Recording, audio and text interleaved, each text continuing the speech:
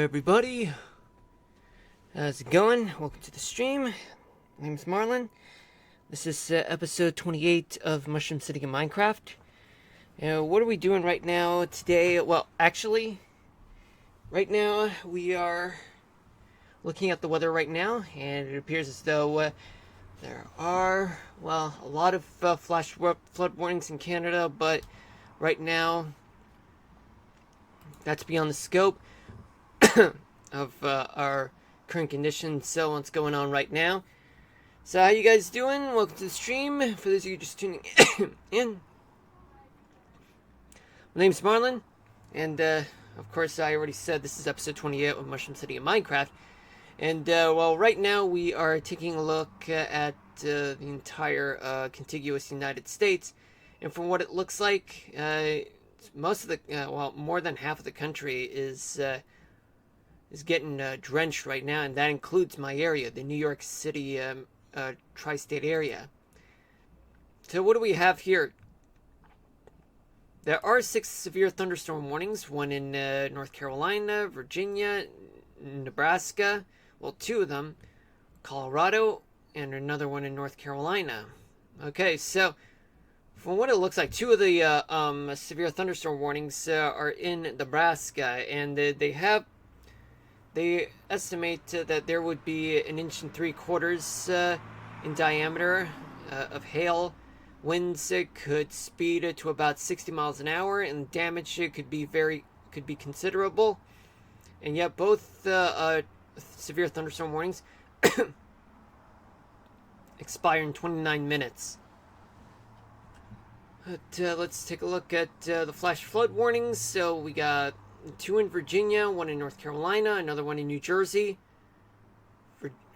Another 3 in Virginia, 4 along with North Carolina, Allegheny County in Pennsylvania. Another 1 in Virginia, and the rest being all rainfall warnings in Canada.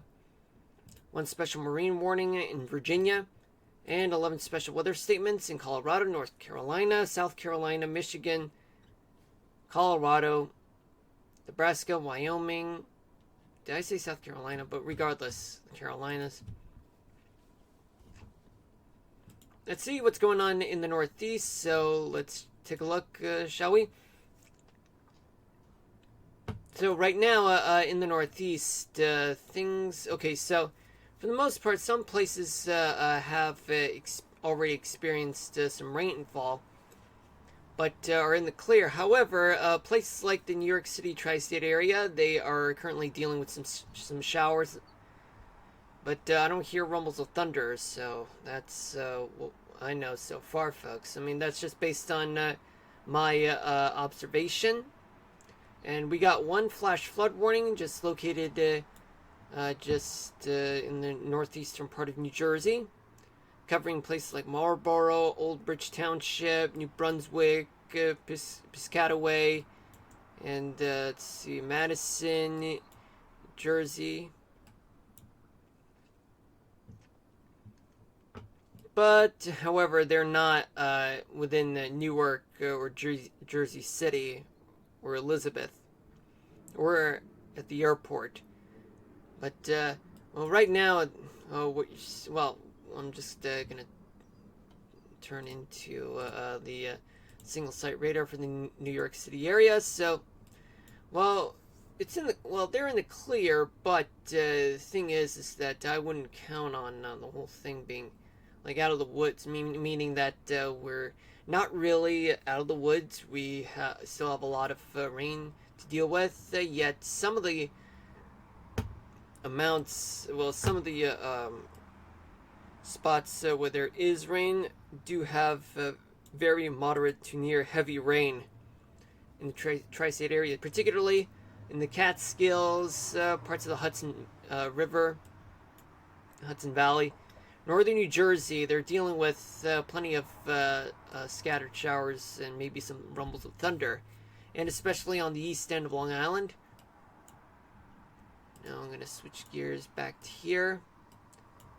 But elsewhere, there's plenty of showers around the capital region of Albany, Scattered showers just in some parts of the Adirondacks, Finger Lakes, Thousand Island area. Now we go.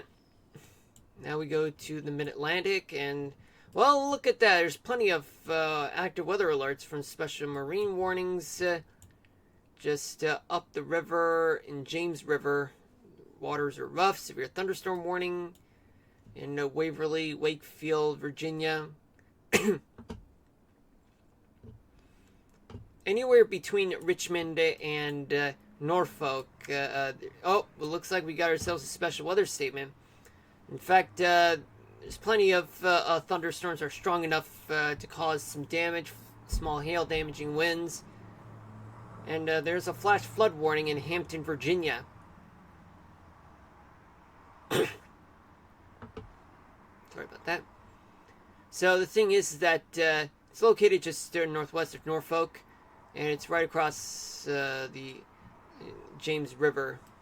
And another flash flood warning just southeast of Richmond, east of Petersburg, in Charles City.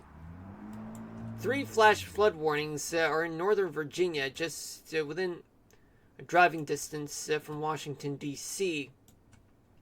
And from what it looks like, is that plenty of action that's occurring right now in Warsaw, Virginia.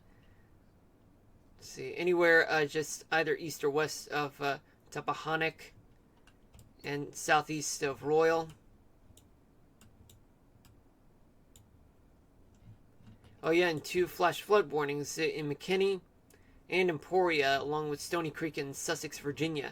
And especially just a little bit on the north and eastern side of Roanoke Rapids, North Carolina.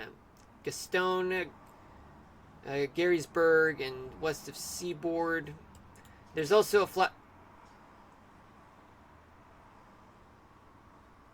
There's also a severe thunderstorm warning located in Scotland Neck, North Carolina, just northeast of Rocky Mount.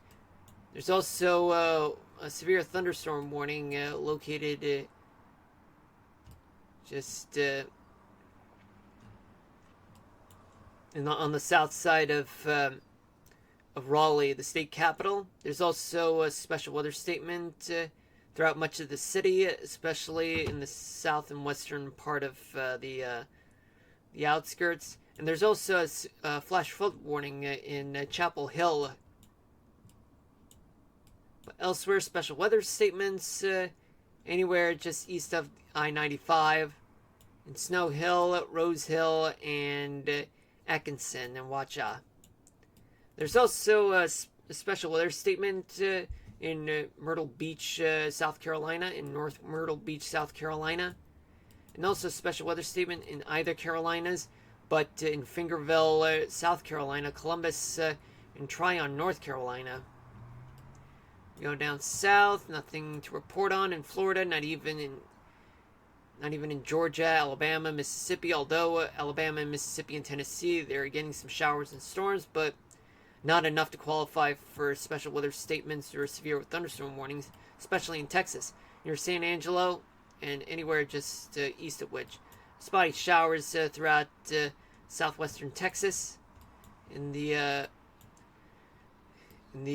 Midwest, the Ohio Valley, like West Virginia. They're dealing with some showers and some storms, especially in Pittsburgh. Pittsburgh, the west side of town, they're dealing with flash flood warning, spotty showers and storms throughout the Buckeye State, but Cincinnati and Dayton, they are in the clear, and especially in southern Indiana, and as well as Indianapolis. Illinois is completely dry, along with Missouri, Kansas, Iowa. But in Michigan, well, there's plenty of showers and storms throughout the lower peninsula, the upper peninsula, showers, and in northern half of Wisconsin and the northern half of Minnesota, spotty showers. But in places like the west, North Dakota and South Dakota, they're dealing with some showers and storms. But there are 2 severe thunderstorm warnings in Nebraska. One just northeast of Mullen, and another one north of North Platte. But let's take a look at Montana. Much of Montana, they're dealing with plenty of showers and storms, but the southwestern corner, there are some snow showers, as well as the Bitterroot Mountains. But in the southern half of Idaho, there are plenty of showers and storms. But on the eastern edge of Idaho, along with parts of Yellowstone, they do have plenty of some snow showers in the vicinity, and especially going down just east of Salt Lake City. Hello, Adeline Brooke. How you doing? Welcome to the stream. Well, I am playing Minecraft, but right now I'm just giving the overall current conditions look. As a meteorologist, I'm doing this because, well, one, I do weather, and two, I play games as well, so I'm trying to put them all together. Right now, anywhere just east and on the eastern half of Salt Lake City, there are some scattered showers up in the mountains. Elsewhere, it's all showers. But elsewhere throughout the Beehive State, I don't know if that's accurate of me to call it Beehive State, or maybe that's the actual nickname of Utah. Regardless, there are plenty of spotty showers throughout the state, but there's also a tiny bit of snow showers just east of Panguitch, or just east of Cedar City. And we go down, we go to Colorado and Wyoming. I did say the Yellowstone has some spotty showers. Elsewhere throughout the state, well, there are plenty of showers and storms in Cheyenne, Wyoming. But up in the mountains, in the Rockies, there are plenty of some snow showers and wintry precipitation of freezing rain and sleet. But elsewhere, it's just spotty showers. Then we go to Colorado, where in the Rockies, it's all wintry weather. But east of the Rockies, there's plenty of storms, especially 2 severe thunderstorm warnings just northeast of Denver. Denver metro area, they're getting a special weather statement of strong thunderstorms and small hail and damaging winds, and another one to the north of which, and another one in the tri-state area of Colorado, Wyoming, and Nebraska. In Grand Junction and anywhere along the western edge of the state, there are some showers and storms.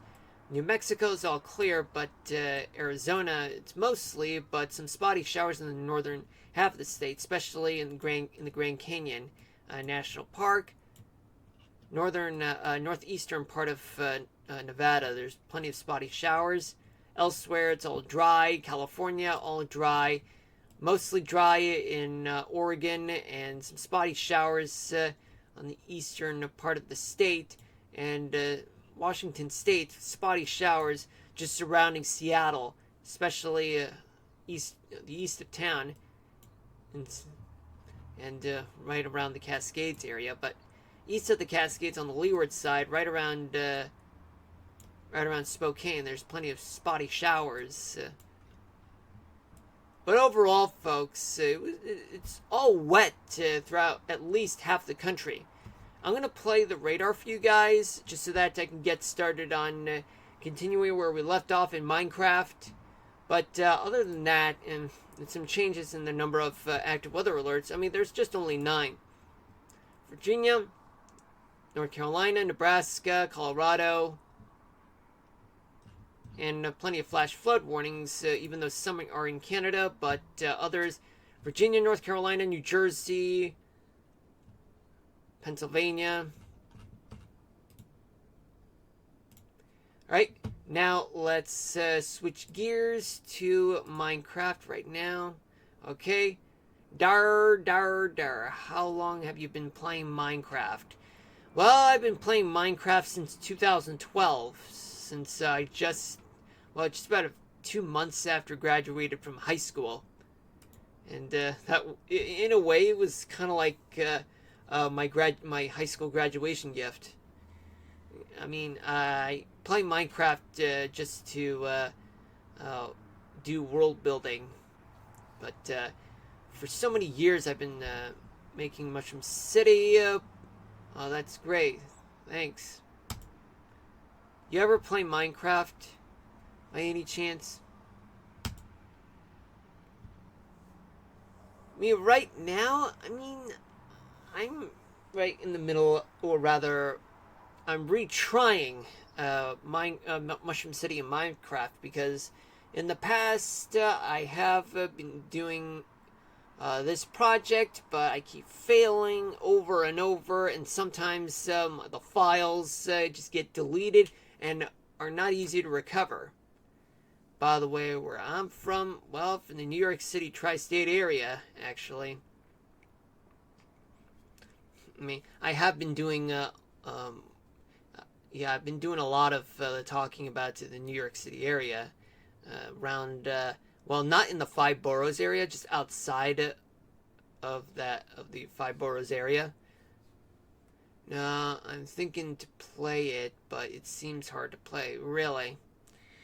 I mean, I don't really play Minecraft in survival mode because I'm not really a fan of that. I'm more of like a creative mode type of player who just wants to build a world. And what do you know? Looks like the sun is rising right now in the city. And just give me a moment. I just need to yeah, I just need to get my map on my end. But the thing is, I did not prepare the map to show. What state am I from? New York State.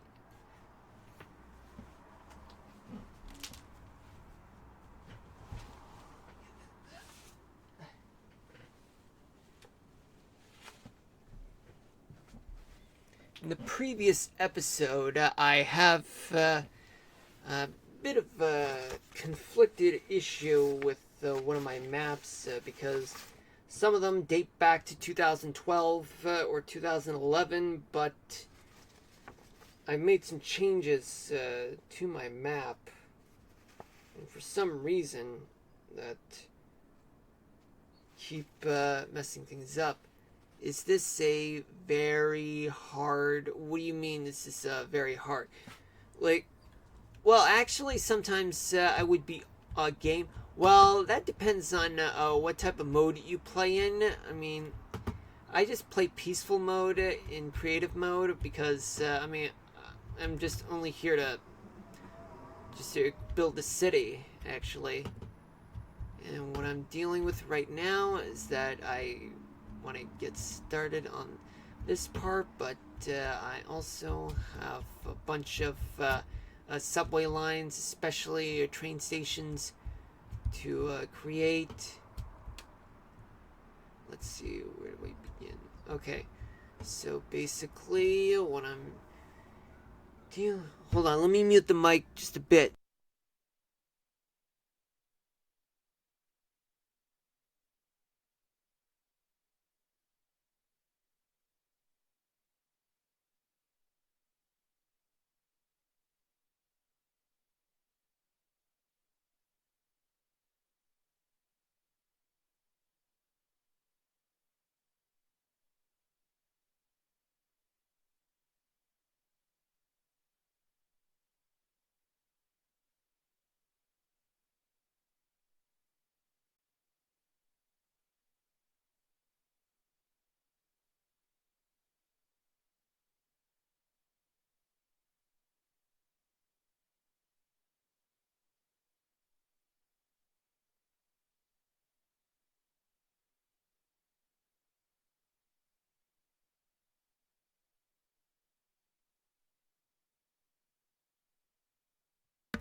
All right, I'm back. So sorry about that.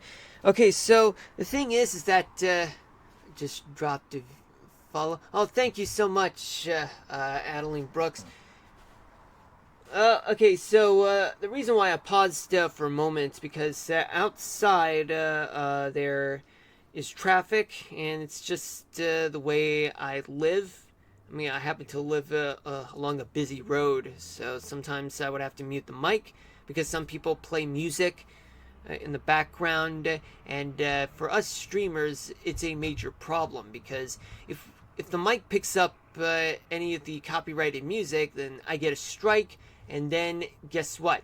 After the third strike, I lose my channel, and then this would be history. You know what I mean?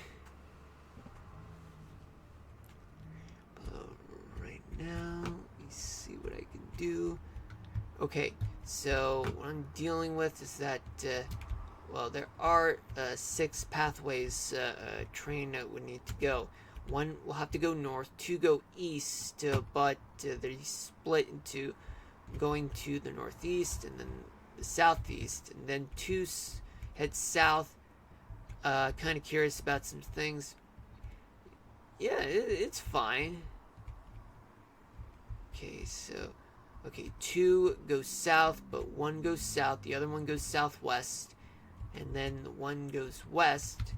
But on my old map, which I found, shows that 2 have to go together, but the other 2 would have.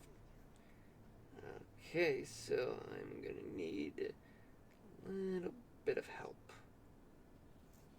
with this on my end, just to clear up the confusion.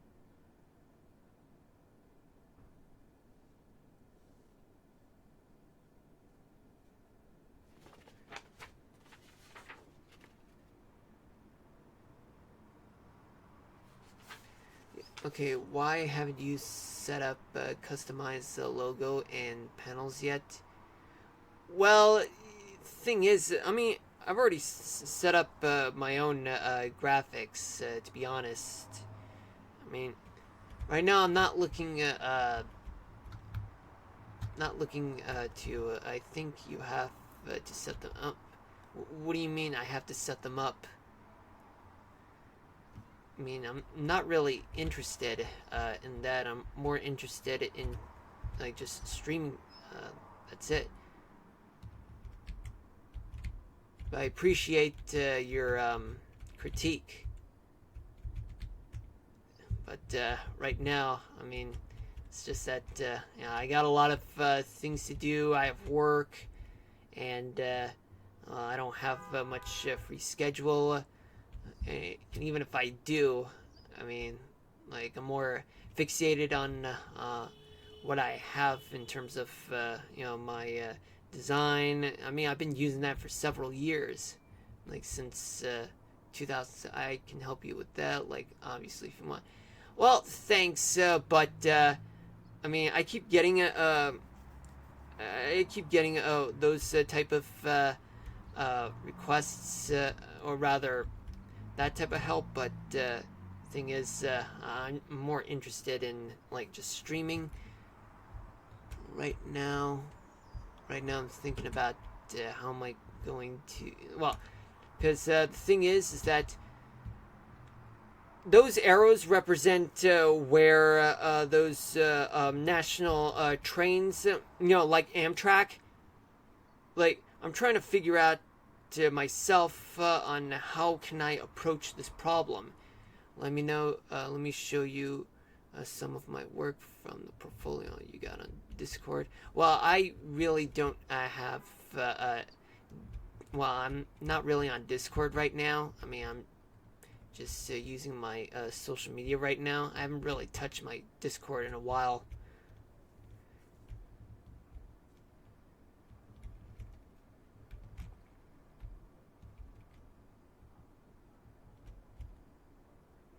Right now, I mean, the best thing I can do for myself is that I can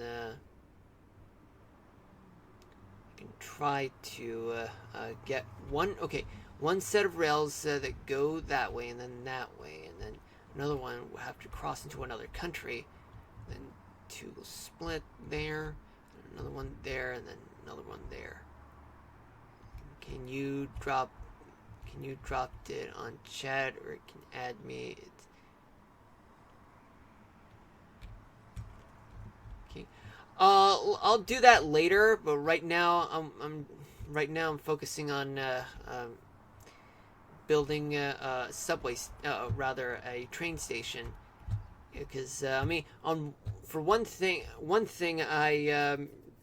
figuring out because I got three subway stations, three subway lines that go through here, another one go through there, but I also have another set of train stations to deal with, in which case it happens to be okay. Trying to think. Okay, let's see what I got. Okay. Right now, okay, so one subway line would have to go south, and the other one would have to go west.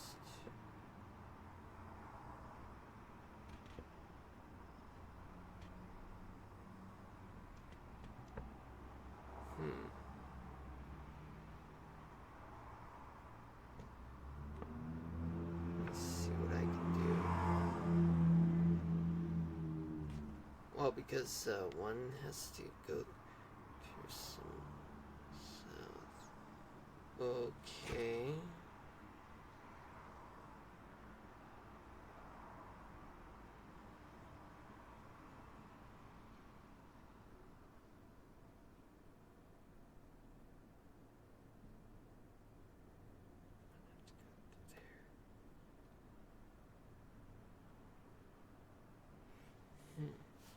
Okay, so let me see.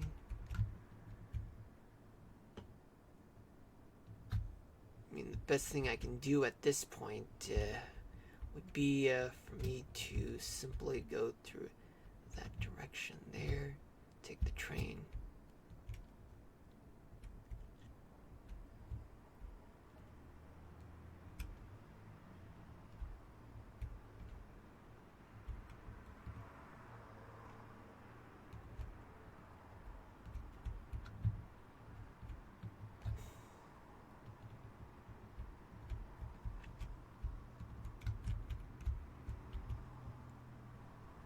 Yeah. Oh, yeah. That's right. I got a pad and pen.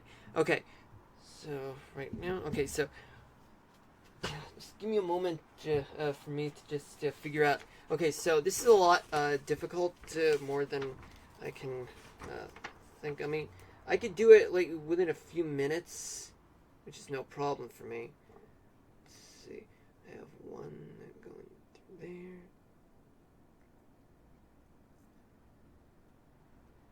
Okay.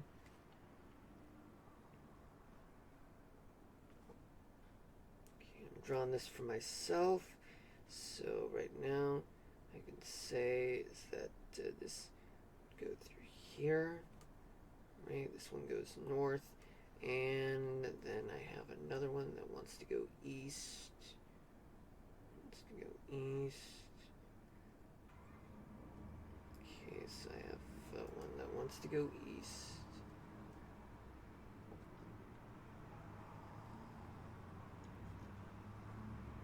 Okay.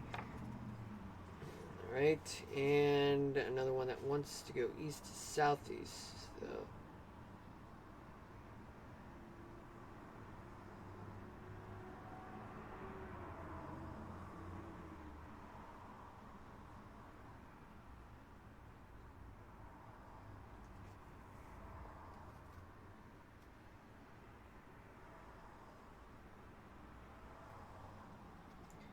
now the other one wants to go south, so I'll give him south.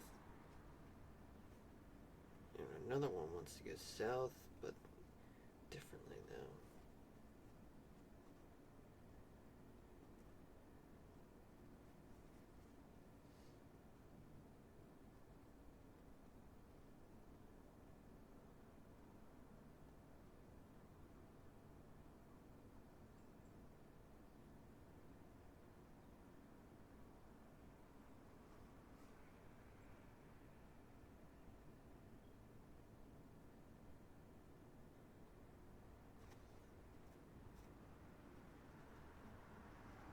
Okay, I think I got it.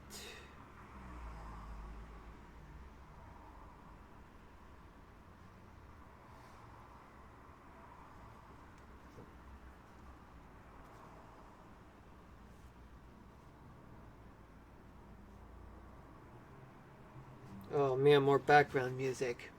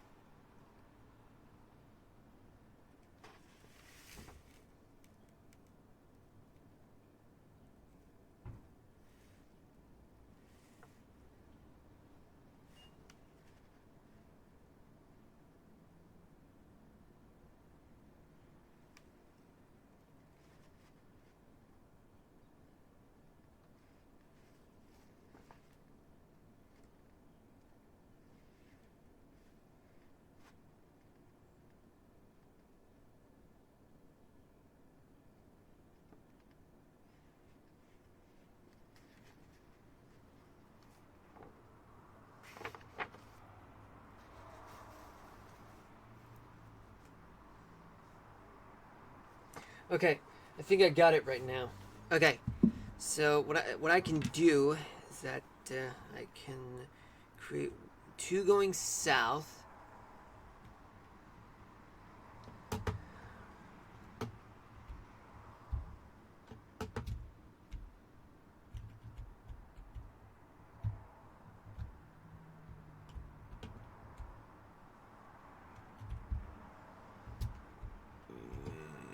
Sorry about that.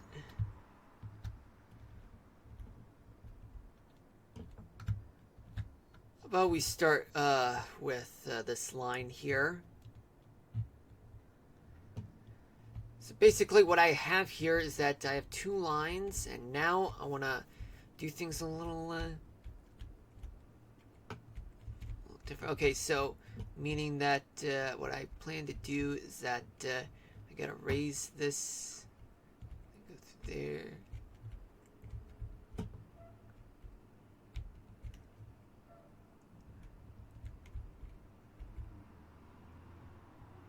So what am I gonna do now?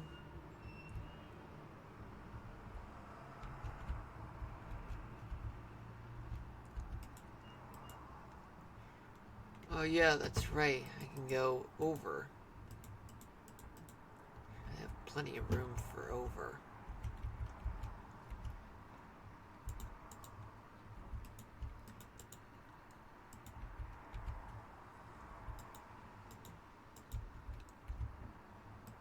Oh boy. Okay.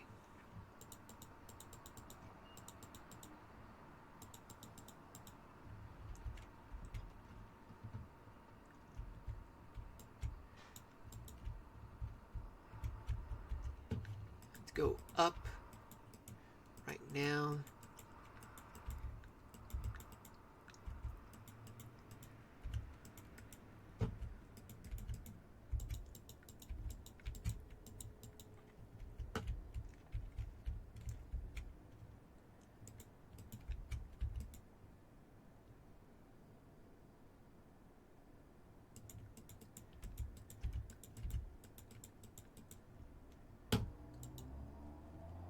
Just gotta keep on doing this.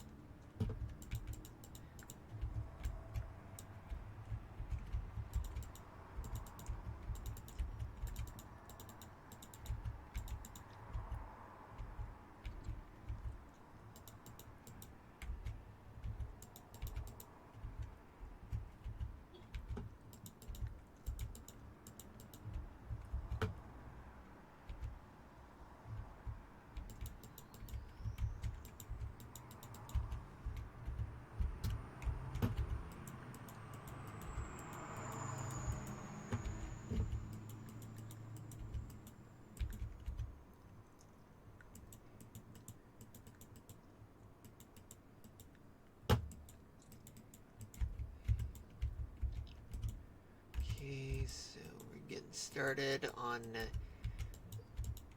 getting one subway line to cross over another and then get on the other side.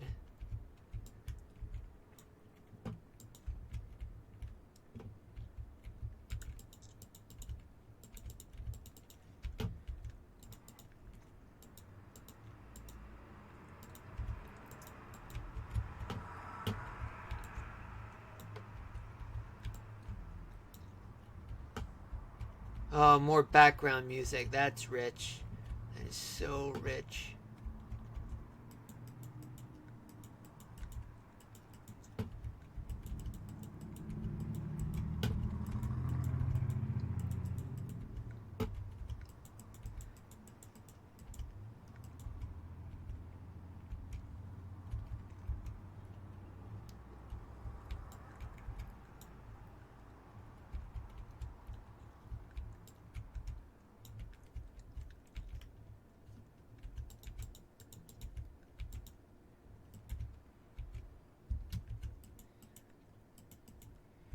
Let me light this up right now because I can't really see much.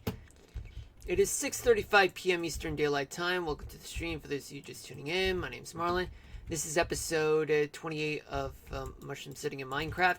Well, right now, I know I'm supposed to get started on the train station, but I realize that this is definitely an important part in order to get one subway line to be part of the train station.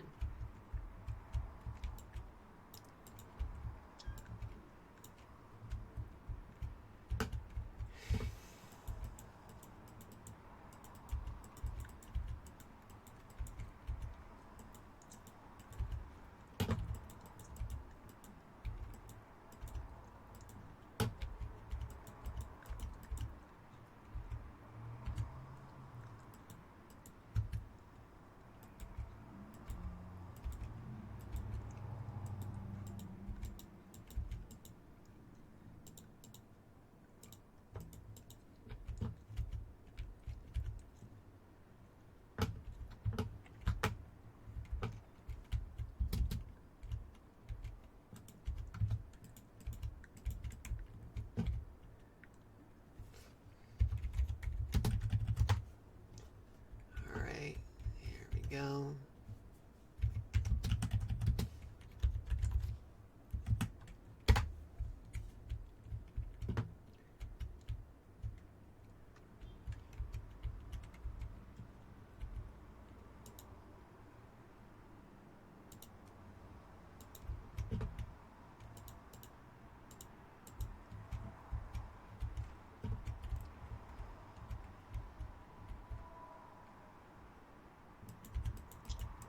So, what's the topic that I'm going to talk about today? Well, let's see. Well, nothing. Oh, yeah, that's right. Yeah, there are two things. Well, a sporting event. I'm currently. Let's just say that I have been keeping up with what's going on. In terms of the trends and stuff, news, but I'm only going to be focusing on sports. So what I'm trying to say is that from what although I don't consider myself as much of a fan, but more like someone who's still studying, but it's just that we do have this thing where you have some NFL schedules and stuff. So it's going to happen right around, let's say, just after I'm done with the stream. So I'm going to check back and see what the schedule is going to be like throughout the entire this upcoming season.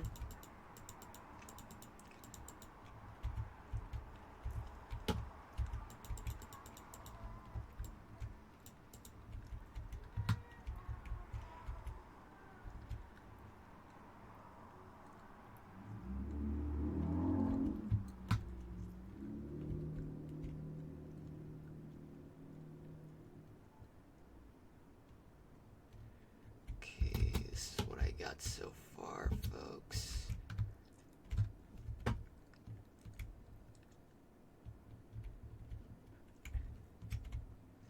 Now, what am I going to do here right now is that I'm going to begin the process of crisscrossing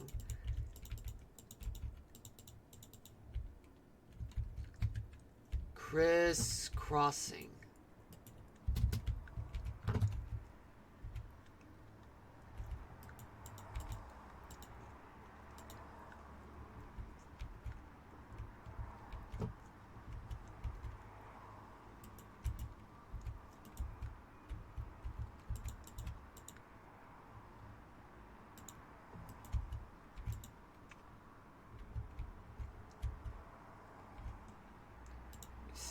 Okay, so this part is good.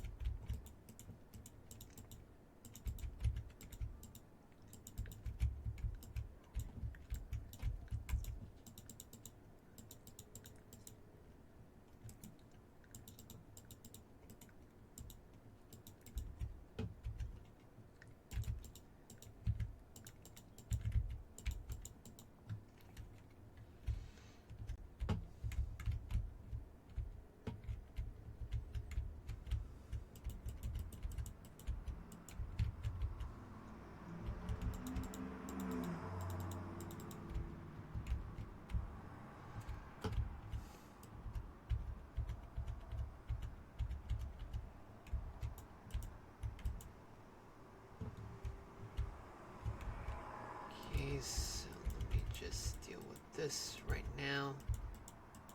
This is excellent. Yeah, for some reason, folks, I feel hungry. Oh yeah, by the way, folks, because of the fact that I had overused my time in streaming, meaning that I was supposed to end my stream at around 8 p.m. 2 days ago, but rather 2 nights ago. But the thing was is that I went a little overboard with the weather, national weather discussion. And I gotta tell you, folks, I am starting to feel peckish. For some reason, I feel like I am in need of fueling. I don't know why, but my point is, I mean, I did eat lunch. I ate a good lunch, but even that didn't seem enough to me, and I really should have had a snack just before I started streaming. But now, well, it's too late because now I gotta do this. So that means that I'm gonna have to end this stream on time, but I would need to end the gaming part of the stream.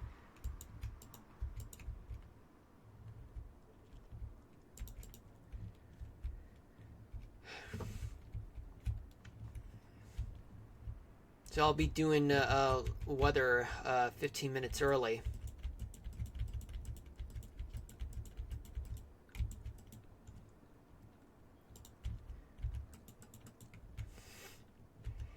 You know, the funny thing is that I have a friend who used to be a broadcast meteorologist, and now she does cooking videos. Sometimes she makes me hungry, and it makes me want her food, because it's too good. It's just too good for me to not eat. I don't know why, but I do find it awesome though, because sometimes her content makes me hungry. It makes me want to have a sandwich too. So I got it. So the next time, maybe I should ask my friend, hey, can you make another video of you making another sandwich? Because I'm hungry. Every time when I watch your videos, I get hungry. I mean,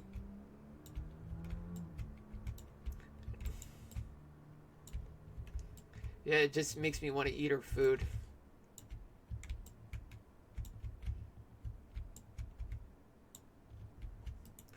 Wait, what am I doing?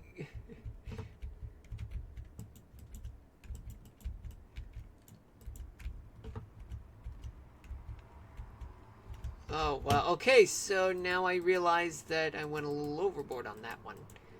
Okay.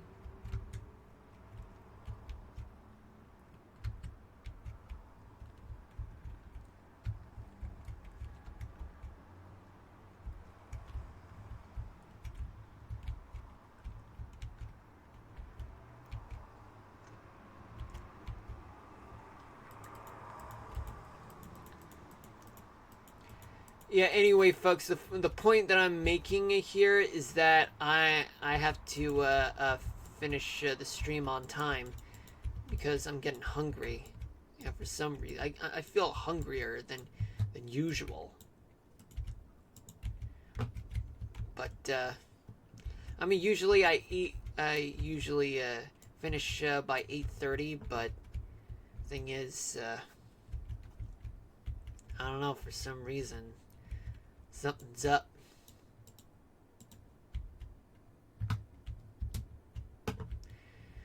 So back to what I was saying, while my stomach will have to continue to rumble for I want more food, I want more food. Is that NFL season starts in September, but today marks the start of the NFL scheduling part of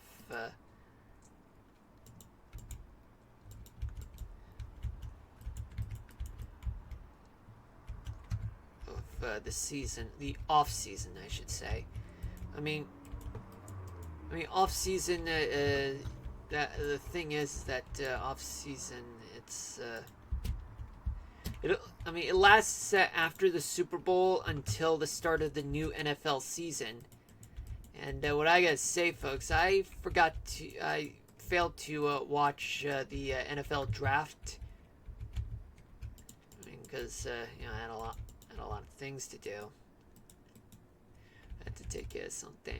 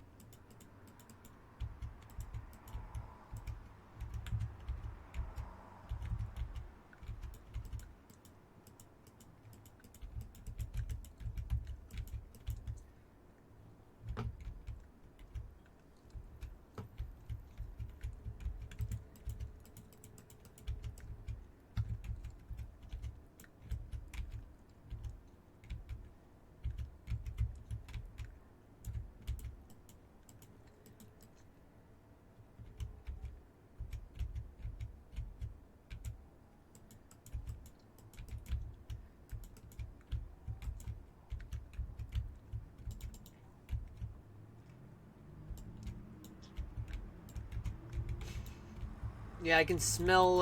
Oh yeah. By the way, today's menu for the day, for in terms of me eating dinner, is pork ribs. Yeah, I've had a good amount of ribs while I was in Texas visiting my brother's graduation from his basic military training. and they were really good. I mean, because it took place in Texas.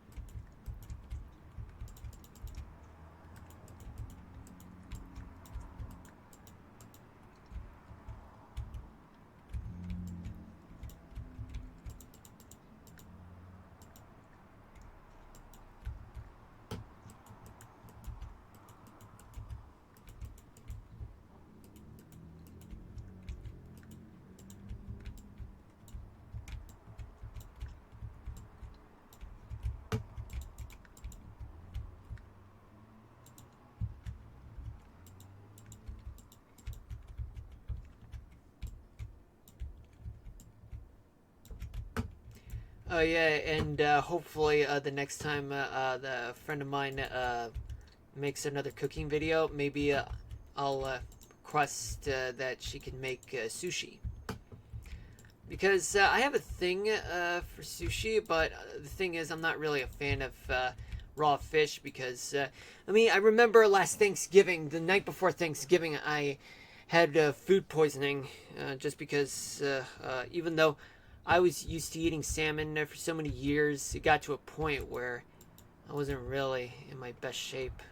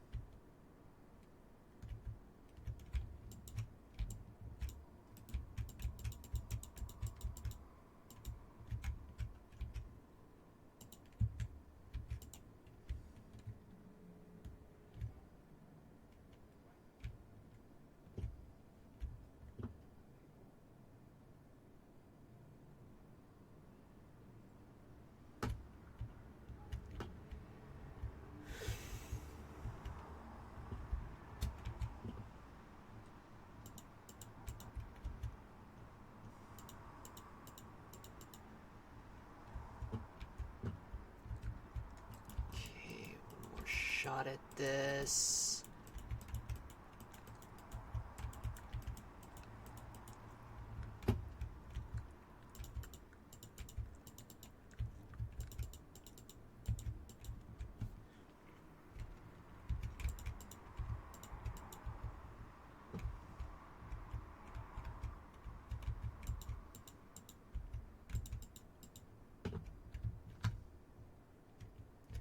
Okay, two.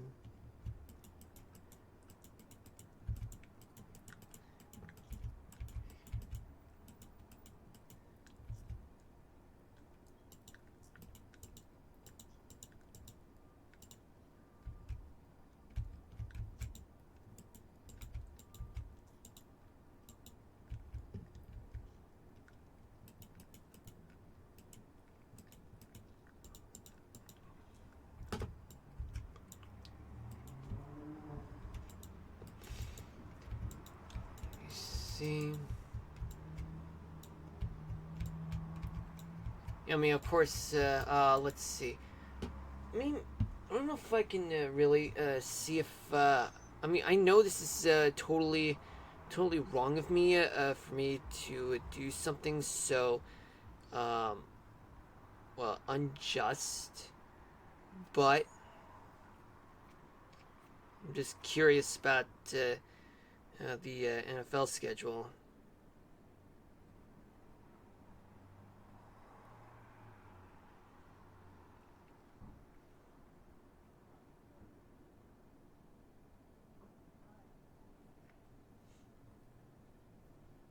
Yeah, just yeah, it's just I do have this urge for wanting to know, even during the stream.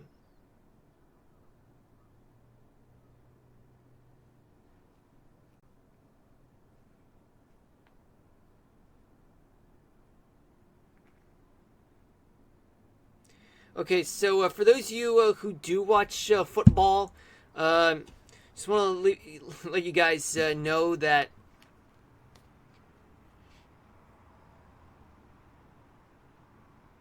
Never mind, I spoke too soon.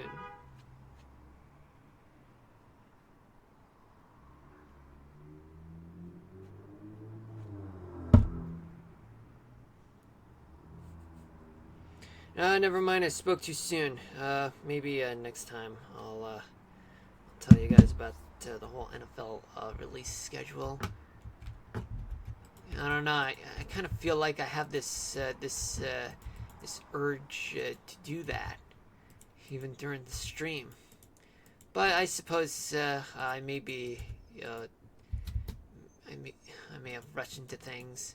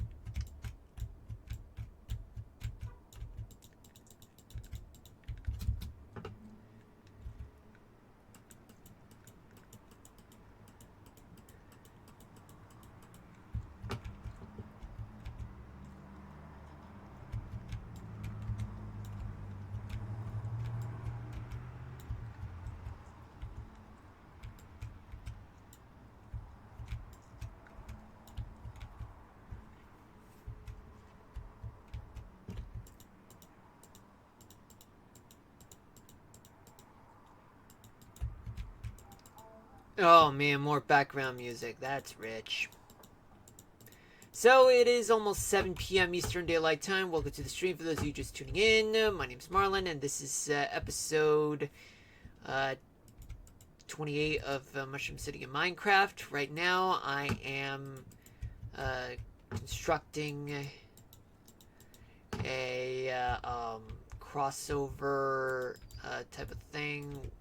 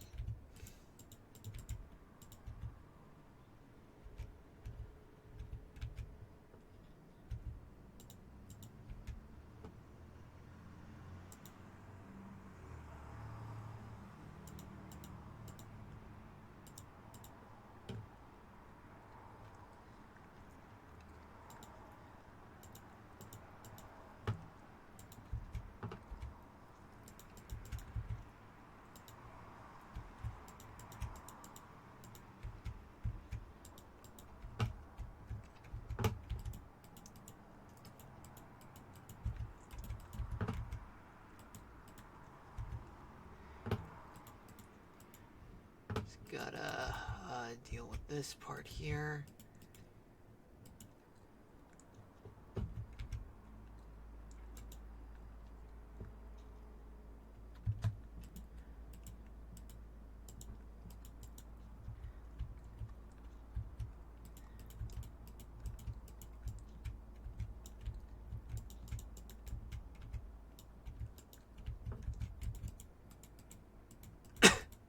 Sorry about that.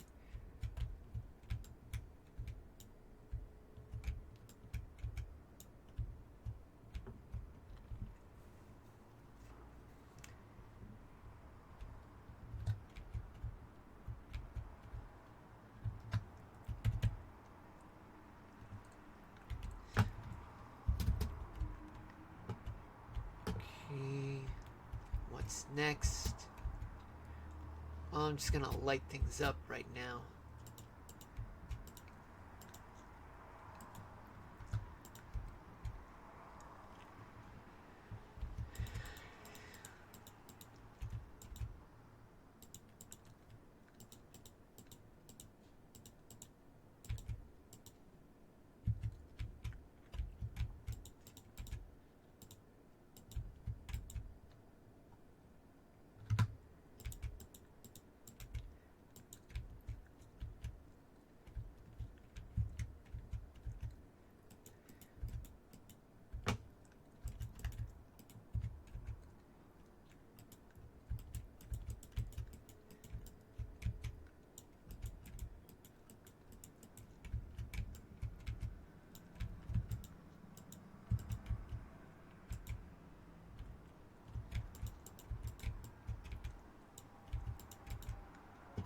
Oh, more background music. Hold on. I'm back, so sorry about that. Once again, it's not within my control. It's something that's beyond that.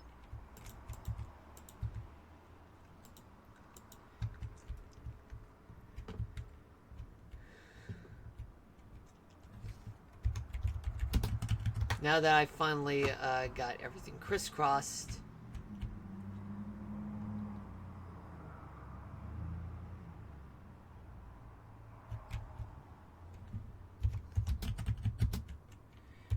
iron block. Okay, we got that.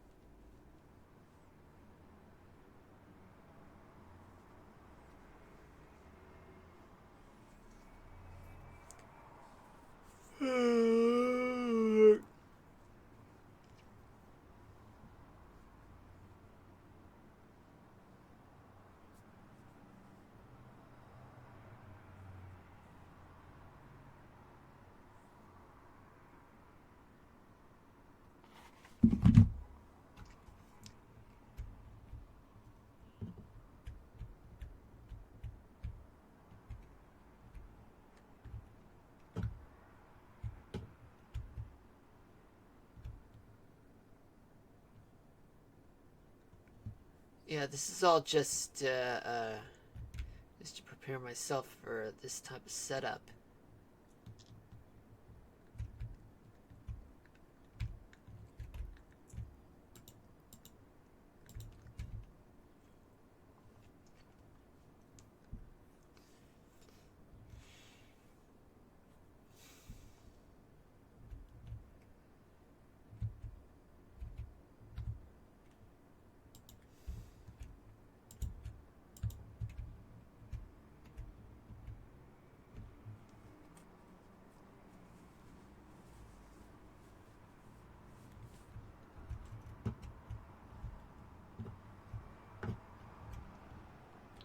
Okay, this is the best I can do at this point regarding to this.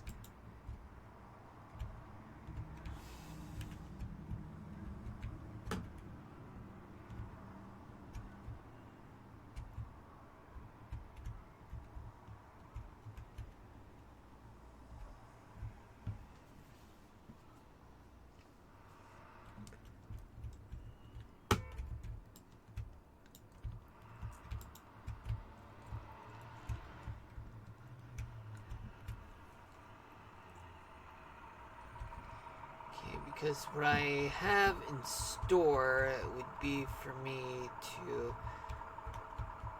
Okay, so let's say that... Okay, so we're going to separate this.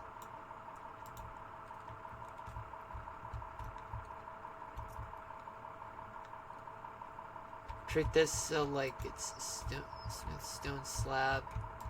Or rather, treat it like as though it's another platform.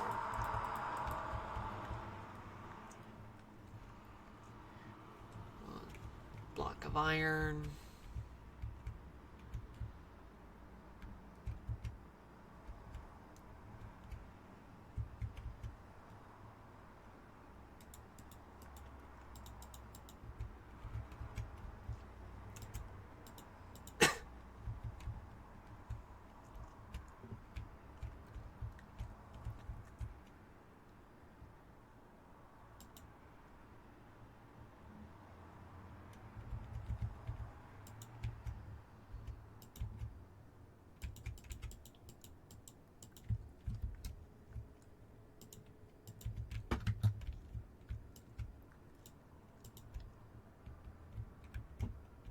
Too many people playing music.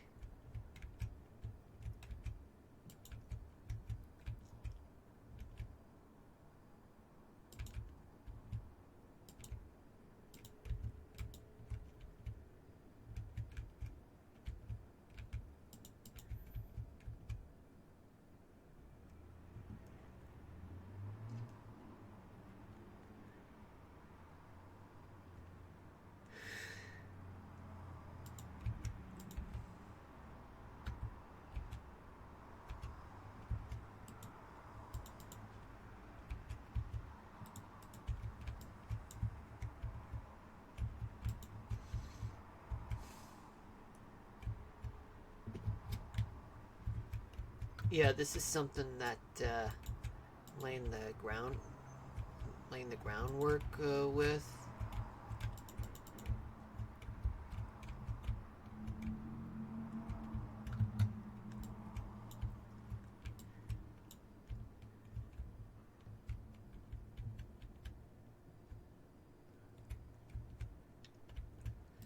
Wait a minute. Yeah, I should have added this part there.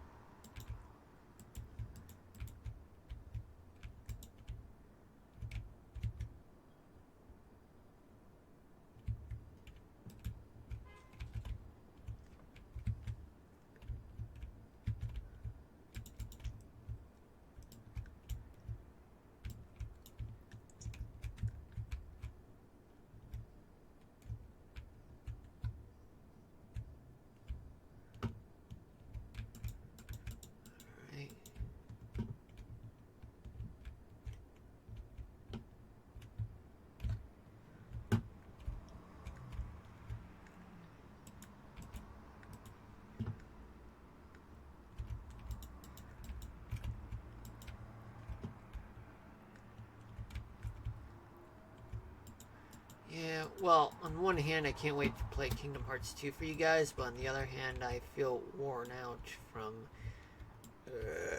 the last Kingdom Hearts game because of Ansem. Alright, so let me finish this up and then we'll move on to the weather discussion, which will last now about 45 minutes.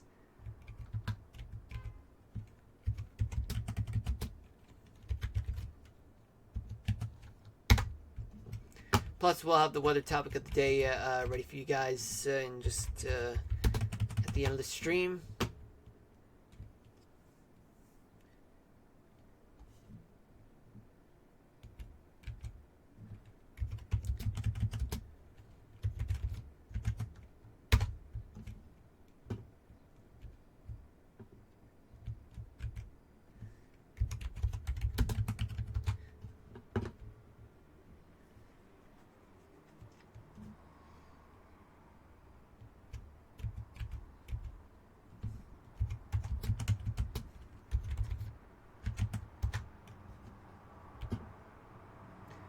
Okay.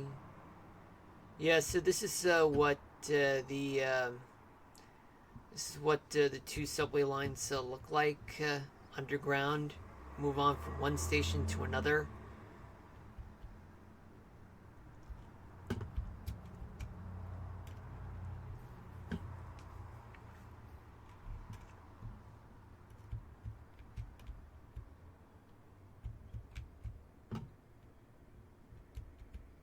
I think I can hear background music right now. I hope I'm wrong.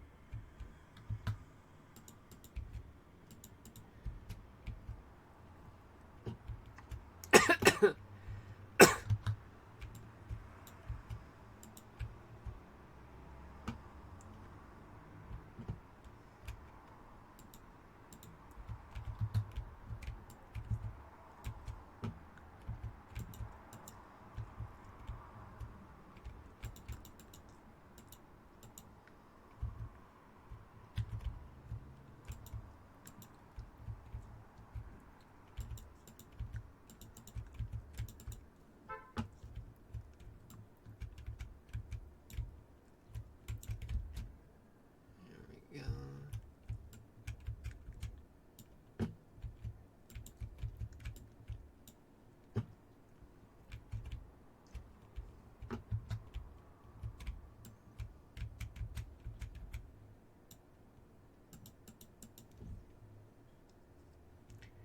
Okay. Alright, so right now I'm at a point where it is about 7:15 right now, or almost getting to which, but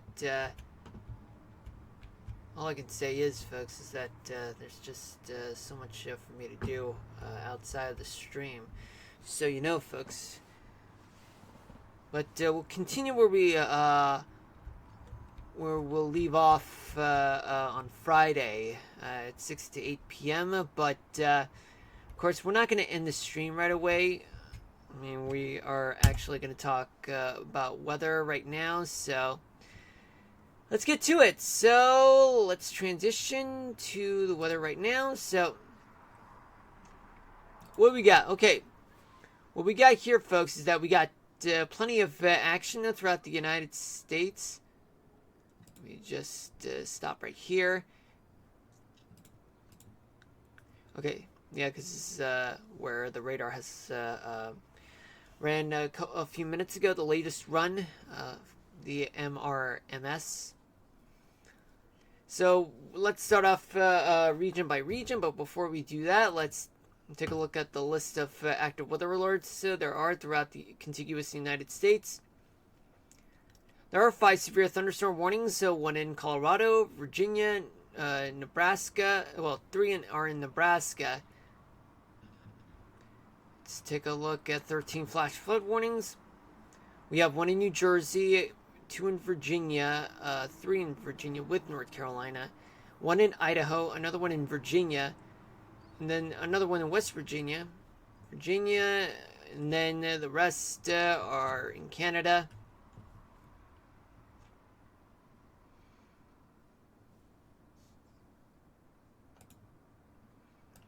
Got 2 special marine warnings, both are in Virginia. And 7 special weather statements in Michigan, Idaho, Nebraska, North Carolina, and Colorado. So let's go region by region, see what's going on throughout, let's say, the Northeast. So northern New England is in the clear. Southern New England, they're getting showers. Well, throughout western and northern New York State, it's relatively dry, but in the capital region, parts of the Finger Lakes region, and as well as the Catskills and Hudson Valley, they're getting rain, and Long Island as well, and northern New Jersey, they're getting some rain right now. The Poconos in Pennsylvania, northeast Pennsylvania, they're getting some showers right now. In northeastern New Jersey, right around let's say Marlborough, Old Bridge Township, Hazlitt, New Brunswick, Piscataway, Woodbridge, anywhere between Summit and Bridgewater Township, they're getting flash flood warnings. Right now, there isn't much rain right now. Even if I, let me see, with the single site radar, and what you're seeing, folks, is not much. Not even if I were to turn into the radar in Newark Airport, there isn't much. But one thing is for sure, folks, but there are plenty of spotty scattered showers throughout northern New Jersey, Long Island, Connecticut, Hudson Valley, and Catskills regions. But however, not enough precipitation that'll constitute flash flood warning. But on the ground, there could be flash flood warnings. I do need to look back, though, to be honest with you folks. Okay, so see what we got elsewhere in the Keystone State, western Pennsylvania, like Pittsburgh. They're getting plenty of showers and storms. West Virginia, they have 1 flash flood warning just southwest of Romney, and plenty of scattered showers and storms in the northern half of Charleston, West Virginia. Then we do have plenty of rains throughout much of Virginia and some in the Delmarva Peninsula. So, anywhere just in the south of town and on the Virginia side, there's plenty of rain in the D.C. area.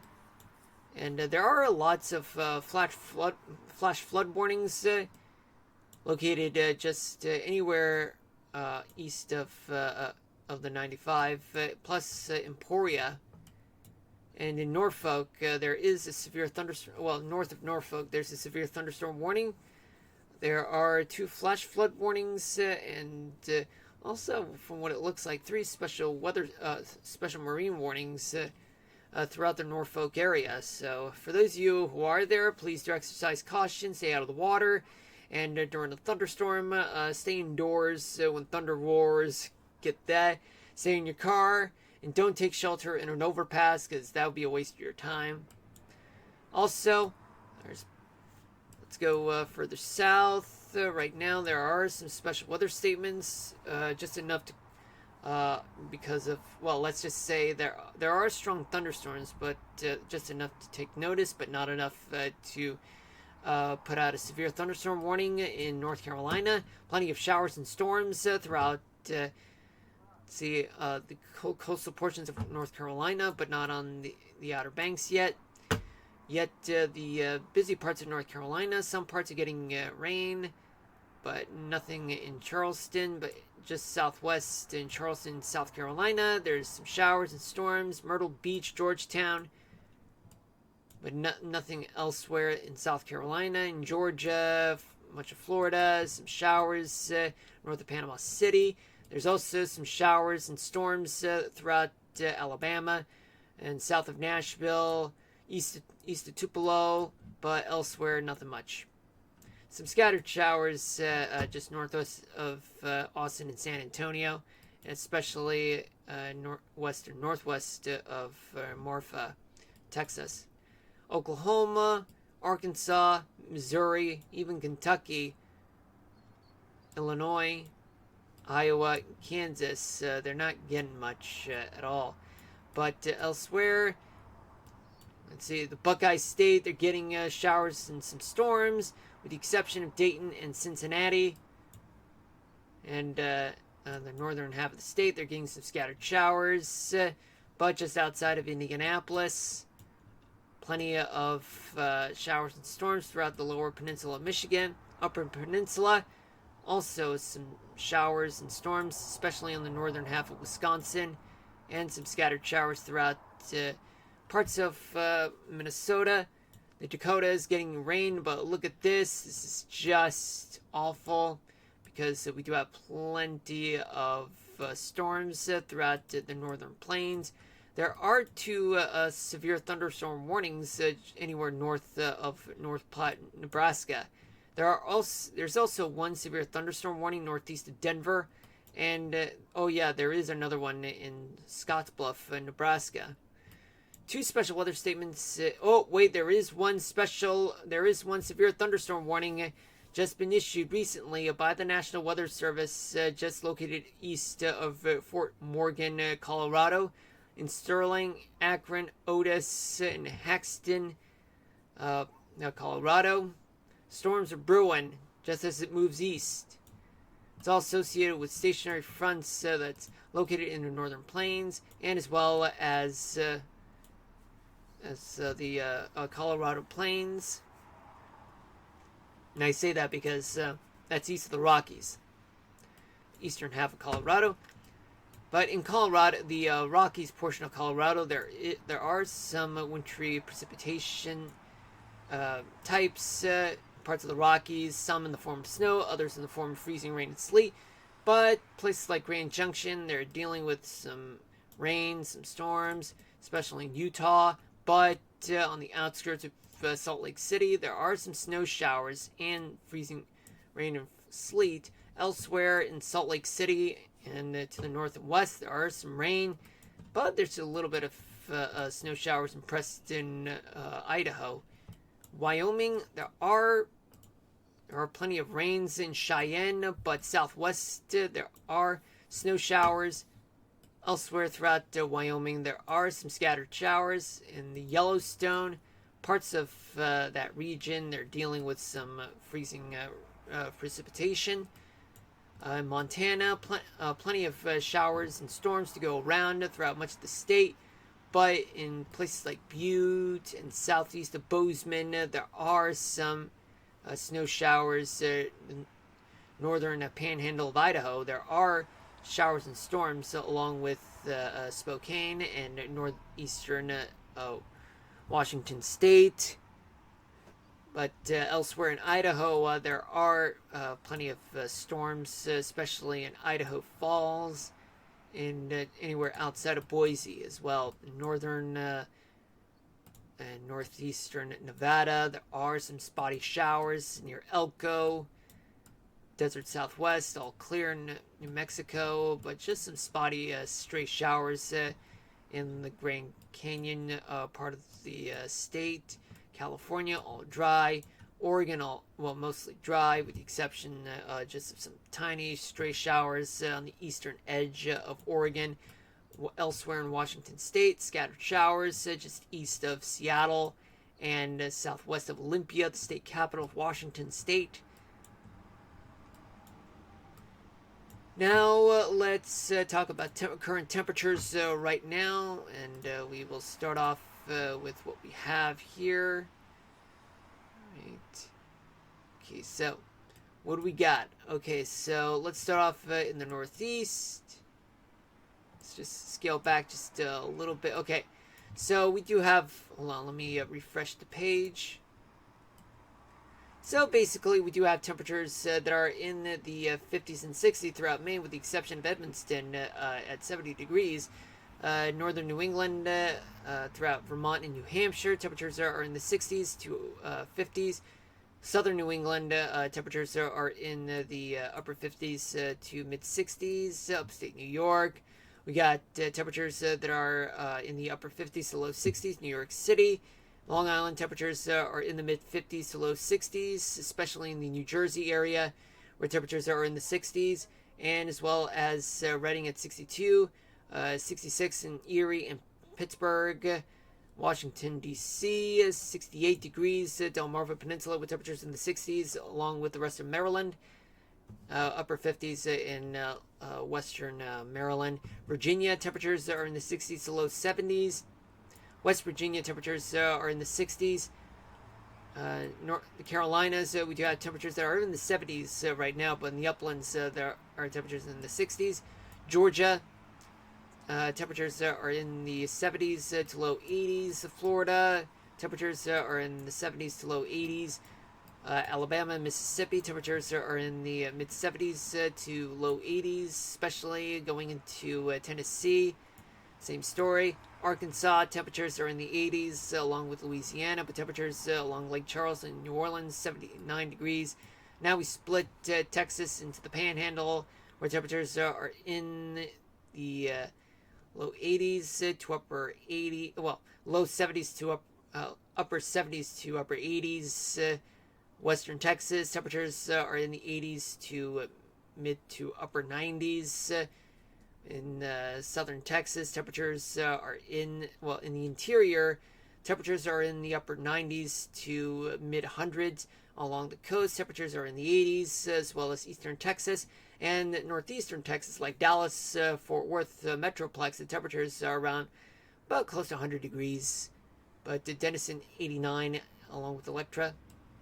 In Oklahoma, temperatures are in the 80s in the Panhandle and as well as the eastern part of Oklahoma, but in the central part, temperatures are in the 90s. And we head over to the Ohio. We head over to the Ohio Valley, where temperatures are in the 60s in the Buckeye State. Temperatures are in the 70s. Kentucky, Indiana, temperatures are in the 60s to mid 70s.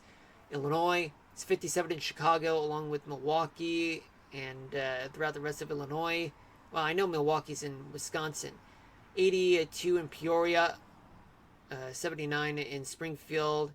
Then we go to Michigan, where temperatures are in the 60s to low 70s in the lower peninsula, upper peninsula, mid 50s to low 60s. Wisconsin, the rest of the state, I should say, temperatures are in the 70s and as well as the mid 60s. Let's go to Kansas. Temperatures are in the upper 70s to upper 80s. And we do have Missouri, where temperatures are in the 70s and up until the mid 80s. Iowa, temperatures are in the upper 70s to upper 80s. Nebraska, temperatures range in the northern half of the state, where temperatures are in the 60s to low 70s. Lower part of the state, temperatures are in the upper 70s to mid 90s. Minnesota, temperatures in the let's see, we do have International Falls 79, Walker 70, Duluth 55, St. Paul, Minneapolis 79, Rochester 75, Morris 84. The Dakotas, South Dakota, you have temperatures that range in the western half, being from 59 in Rapid City to 66 in Pierre. Then in the eastern half, temperatures are in the 80s. In North Dakota, eastern part of the state, temperatures are in the upper 80s. In the western part of the state, temperatures are in the upper 70s, upper 50s, all the way to mid 60s, up until 70 in Bismarck. And we head over to Montana, where we have temperatures virtually temperatures range from about 41 in Bozeman to Helena, 48, and then you have temperatures that are in the 50s throughout much of Montana, with the exception of eastern Montana being in the 60s. Wyoming, you have temperatures that are in the mid 40s to mid 50s. Idaho, temperatures are in the 40s in the northern half of the state to and as well as Idaho Falls, 46.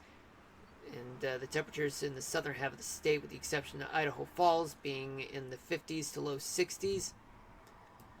Head over to Colorado, where in the eastern half, temperatures are in the 50s to 60s, 62 in Grand Junction, 50.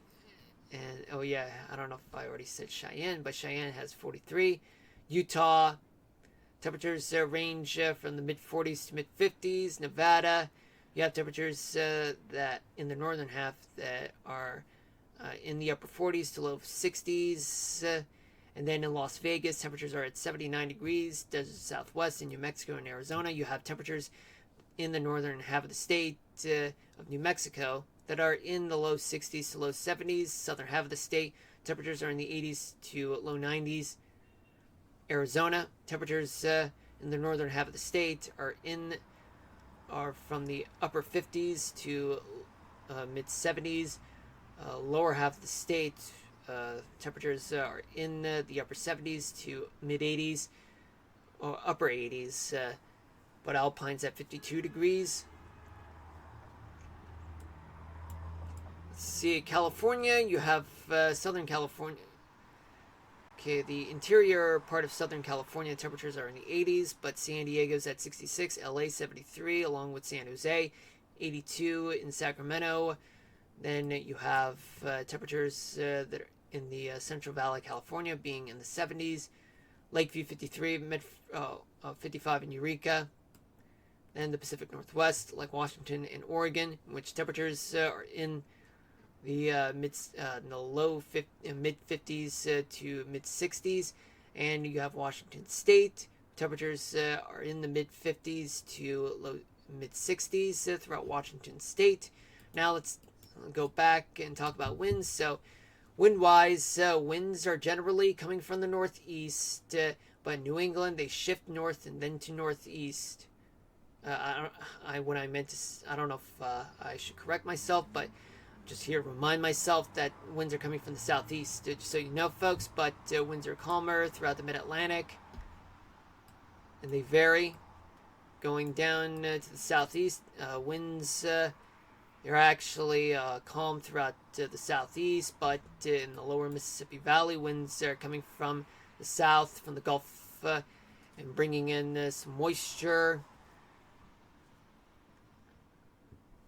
And then you have Texas. Western Texas, winds are blowing from the west, shifting to the northeast. Winds coming from the south along the coast, especially on the eastern side.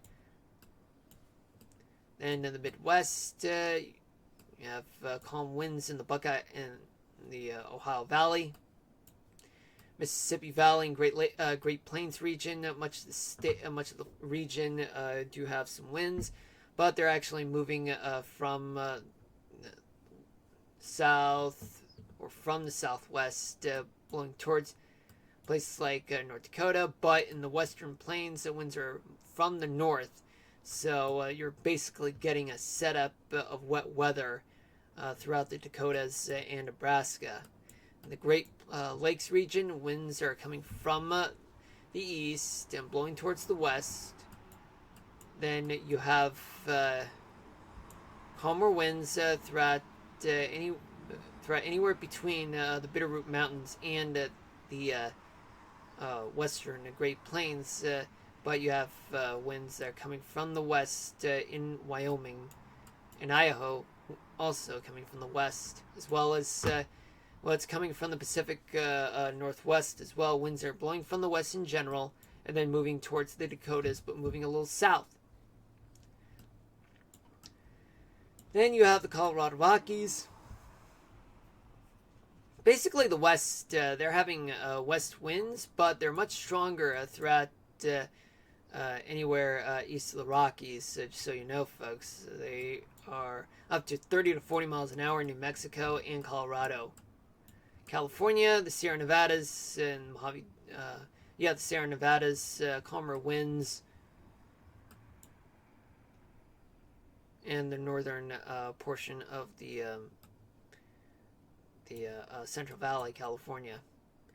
Strong winds east of the Cascades region.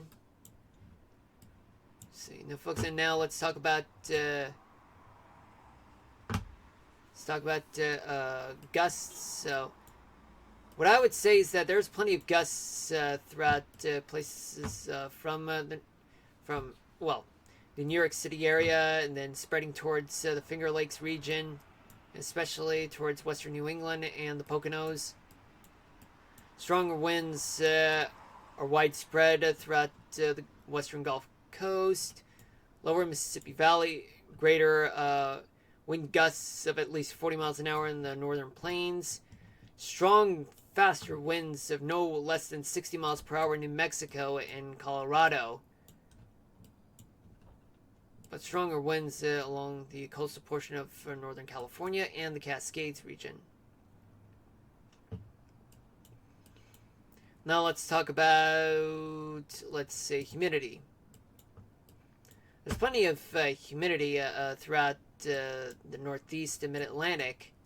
It's very dry throughout the desert Southwest and the Northern Plains, but in the Eastern Northern Plains, but the Western Northern Plains, it's very, very humid, as well as Montana, Idaho, Wyoming, and as well as the coastal portion of the Pacific Northwest.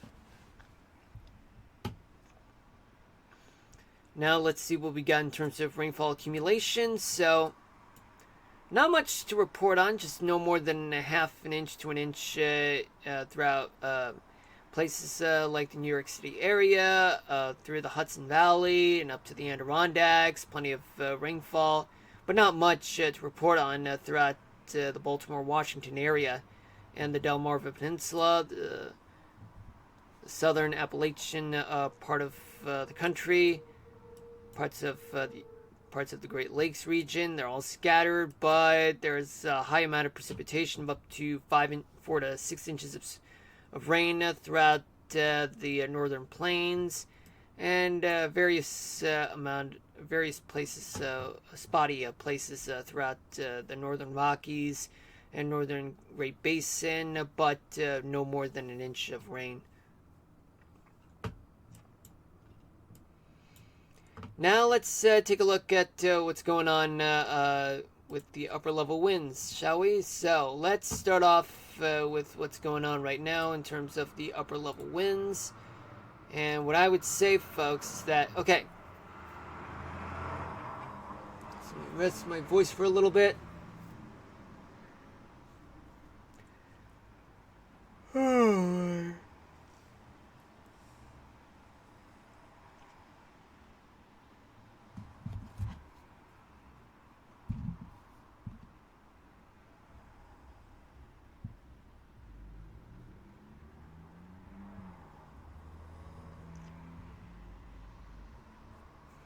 Okay, now, okay, so right now we do have a big trough that's over the northern Rockies, a small trough over the Carolinas and Mid-Atlantic, and I think there is one over over Michigan. There is a ridge that's over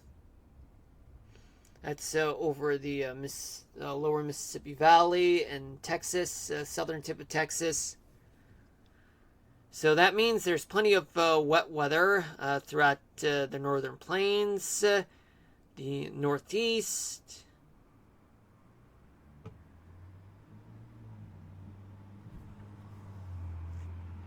and the Mid-Atlantic. Now let's move to 24 hours from now. So what do we got? Okay, so we do have a deep trough. We do have trough that's digging along with cutoff low.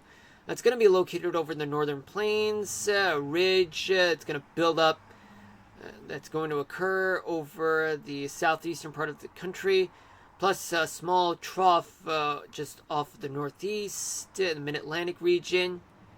So that means that there could be wet weather that could occur throughout the Mississippi Valley, and as well as the Mississippi Valley, Texas. Now we move on to Friday night. So by Friday night, there's going to be that cutoff low trough whatever you want to call it. It's going to be over the upper Mississippi Valley. There's going to be a trough over Florida, well, a ridge over Florida, a trough over Baja California. So there could be a wet weather that could occur throughout the Midwest, like the Great Lakes region and the Ohio Valley. Now, what about in 3 days from now, which would be a Saturday night? So by Saturday night, cutoff low trough will be over Lake Huron and over Lake Ontario. And there will be another trough just over the Great Basin. And I think there could be a cutoff low off the Pacific Northwest. But a flat ridge is going to occur throughout the Great Plains, Rocky Mountains, which means there could be wet weather throughout the west and as well as the northeast. Now let's take a look at what's going to happen in terms of temperatures. So let's take a look at it.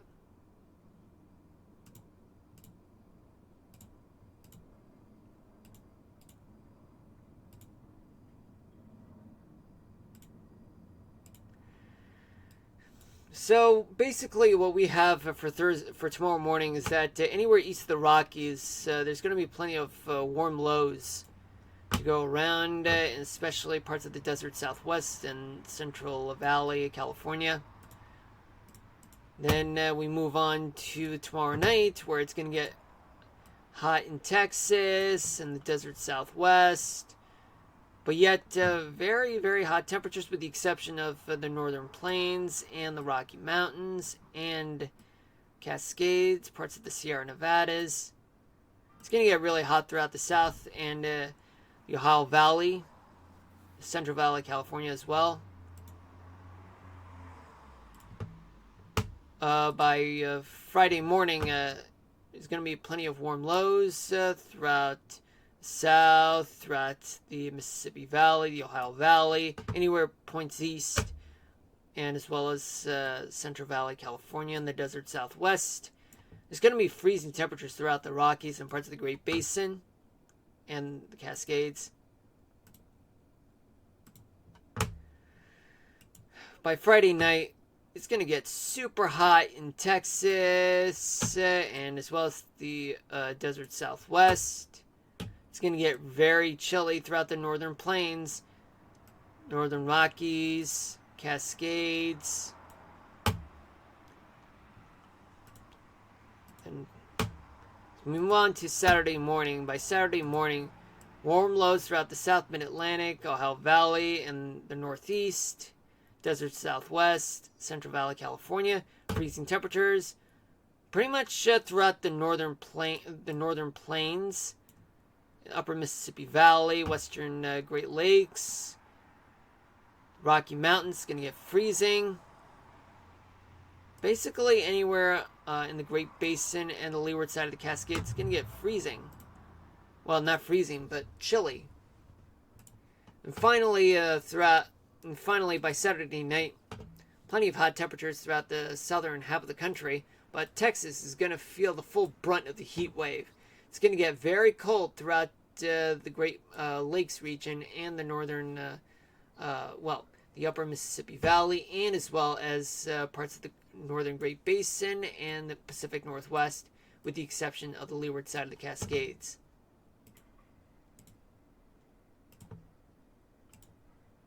Now, what about dew point? So we do have plenty of moisture, just locate anywhere on the eastern side of the Great Plains, plus eastern Texas. There's a sharp, there's a huge gradual of the amount of dew point there is. As you can see, folks, it's very visible. Anywhere east of the Great Plains region and eastern Texas, they're going to get a lot of humidity, but not much with the exception of coastal the West Coast, I mean. So by tomorrow night, there will be plenty of humidity throughout the Mississippi Valley. It's very excessive, and all of that's starting to move to the east. But yet, dry air will start moving in throughout western Texas, the Great Plains, and some moisture will occur throughout northern California and the west and the Pacific Northwest, the coastal part. Then by Friday morning, excessive moisture throughout the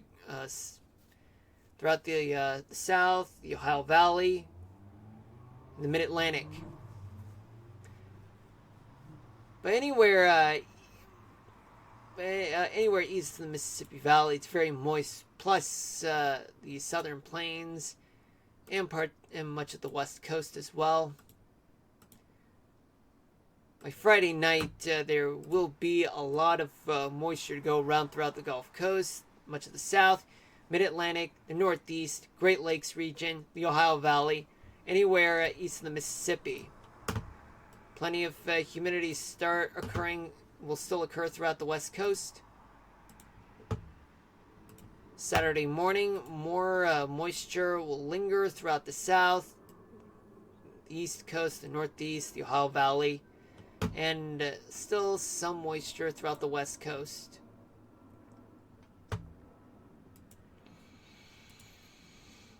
Finally, still plenty of moisture throughout the South, as well as some throughout the Northeast, the Ohio Valley, parts of the Great Lakes, West Coast, plus the Northern Rockies. Now let's check the Cape convection. So by tomorrow morning, there will be a lot of Cape throughout the South, the eastern half of the Great Plains, Mississippi Valley, Mid-Atlantic. All excessive, folks. But as we move towards tomorrow night, there will be a look at this.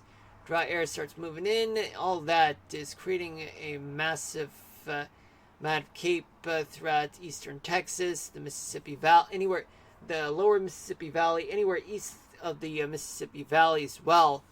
Plenty of Cape, but it's very, very high throughout the southwestern portion of the Great Lakes, Ohio Valley, Mid-Mississippi Valley, and as well as Texas, Arkansas, Louisiana. Boy, this is going to be awful, especially the Outer Banks of North Carolina, so buckle up.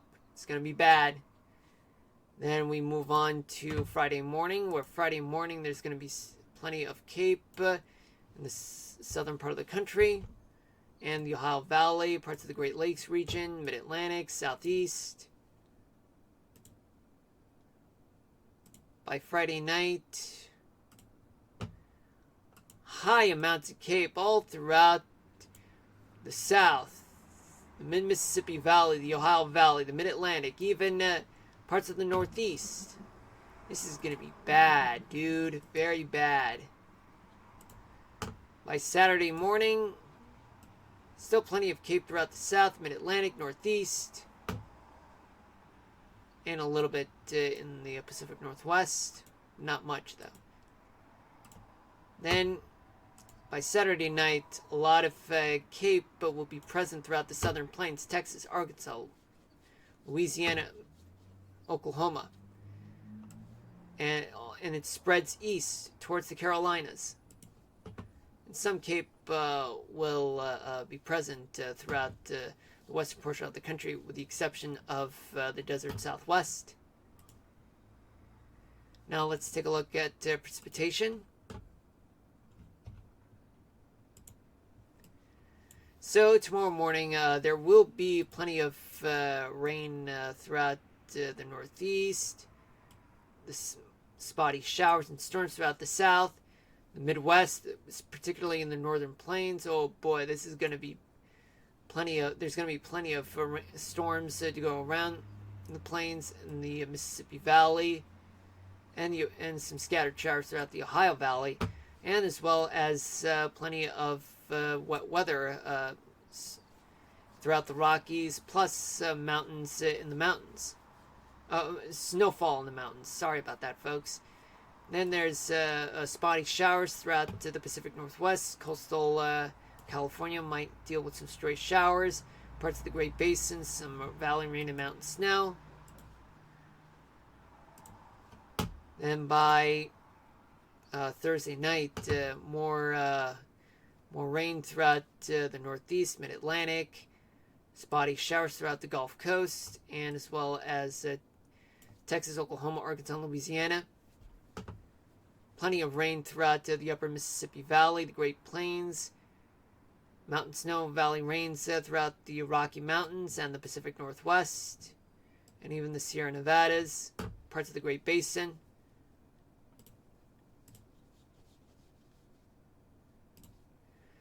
By Friday morning, more showers and storms throughout the South. Plenty of storms throughout the Mid-Atlantic.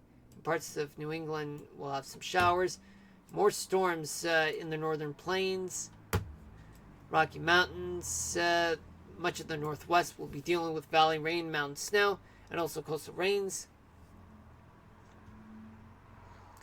Straight showers throughout the coastal portion of California.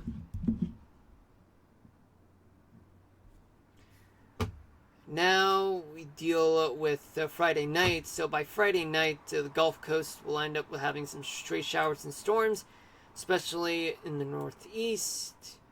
Ohio Valley, some storms will linger, and as well as the northern plains. But in the Dakotas, there's going to be some wintry mix of freezing rain, sleet, and maybe some snow. But in the Rocky Mountains and the Pacific Northwest and the Sierra Nevadas, they'll be dealing with mountain snow and valley and coastal rains. By Saturday morning, some scattered showers and storms throughout the South, the Northeast, Mid-Atlantic, Great Lakes, Northern Plains. But in the Northern Plains, some areas will experience some wintry precipitation in the form of freezing rain and sleet, and maybe even snow. But in some parts of the Rockies, there's going to be some valley rain and mountain snow. Pacific Northwest, plenty of storms, but mountains will experience some snow. Scattered showers throughout the coastal California. And finally, Saturday night, there's going to be scattered showers throughout the Gulf Coast. Storms will brew throughout the southern plains, and plenty of showers and storms throughout the Northeast, Great Lakes, and in Minnesota, northern Minnesota, they'll be dealing with some wintry precipitation, snow, freezing rain, sleet. And then we have the northwestern portion of the country dealing with plenty of rain and some storms, but mountains will experience some snow. Scattered stray showers throughout coastal Southern California. And now finally we deal with the snow. How much snow are we going to get? Well, in the Northeast you're not going to get any. The South obviously not. But in places like the Dakotas and Minnesota, they might be dealing with up to an inch or two of snow, especially in Fargo, Colorado Rockies. About up to a foot of snow in some areas, but north of Glenwood Springs, up to 2 feet, and north of Steamboat Springs. Western Wyoming, some places will experience snowfall of about up to 2 feet. Other places up to a foot. Montana, southwestern Montana, they'll be having about no more than 2 feet of snow. Central Idaho, some places up to a foot of snow, especially on the leeward side of Oregon. Cascades, about up to 8 inches or to 12. Sierra Nevadas, up to 6 inches. Anywhere in the Great Basin that might endure snow, up to 3 inches. Sorry about that, folks. Okay, so I do have a weather topic of the day, and The weather topic of the day that I got has to do with tree rings.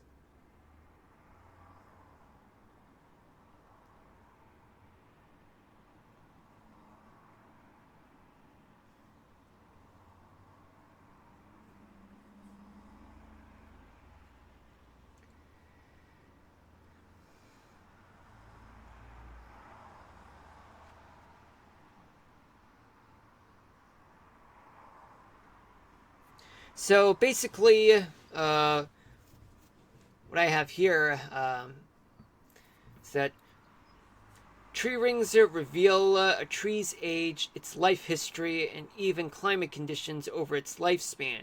Each ring represents 1 year of growth, and their width and pattern offer clues about environmental conditions like temperature and rainfall. So let's say, for example, that you have the darker portion of the ring. It just means that they have experienced something like droughts, wildfires, and insect infestations. But the lighter colors represent growth. Like, for example, like, the thicker it is, that just means that it has the right temperature and right amount of rainfall, just so that it can grow. But the dark ones are terrible conditions for trees to grow, even during the winters. Alright, so I've given you guys the weather topic of the day about tree rings. But when am I going to stream the next time? I'm going to stream for you guys Minecraft from 6 to 8 p.m. Same time. But on Friday, I want to take the day off tomorrow because I got a lot of things to do. Alright, thank you guys for watching. I'll see you guys in the next episode. Oh, wait, we only got about 2 minutes to spare, so I'll just keep it brief. But in case if I'm not too confident about the whole tree rings thing, maybe I could give you guys another weather topic of the day. I mean, should be something, right? But you know what? I think for the best bet, I'm just gonna leave it there. I'm just gonna leave it at that. So let's see. I mean, other than that, now as for Kingdom Hearts 2, I will be playing the game, but I feel like as though I may be leaning towards postponing that until next weekend, not this coming weekend, because truth is that I just got too tired from beating Ansem, trying again, then failing. It just really got to me. But I do want to play Kingdom Hearts 2 for you guys, just so that we can continue with the trilogies. And then after Kingdom Hearts 2, we'll play Kingdom Hearts 3. And then after that, we'll play a different game other than Kingdom Hearts. We'll probably get started on maybe, I don't know, like flying? Like Microsoft Flight Simulator or something. I mean, I do have the controls with me. But other than that, I mean, I could play different games. Like something more exciting. Oh yeah, I could play FIFA, or rather FC. Now it's being called FC nowadays instead of FIFA. But maybe I could play you guys FIFA. I mean FC 26. If I don't know when it'll come out. Yeah, because I've been playing soccer and I've been, I'm a soccer fan. Just so you know, guys. All right. Anyway, we'll deal with that on another time. But the most important thing is that I'll be streaming you guys on Friday, 6 to 8 p.m. Eastern Daylight Time. I need a break tomorrow. But until then, love you guys. Peace out, everybody. Hit me with a follow so that you guys will know, and turn on the notifications so that you guys will know when I'll be streaming the next time. All right. Peace out, everybody. Love y'all. Signing out.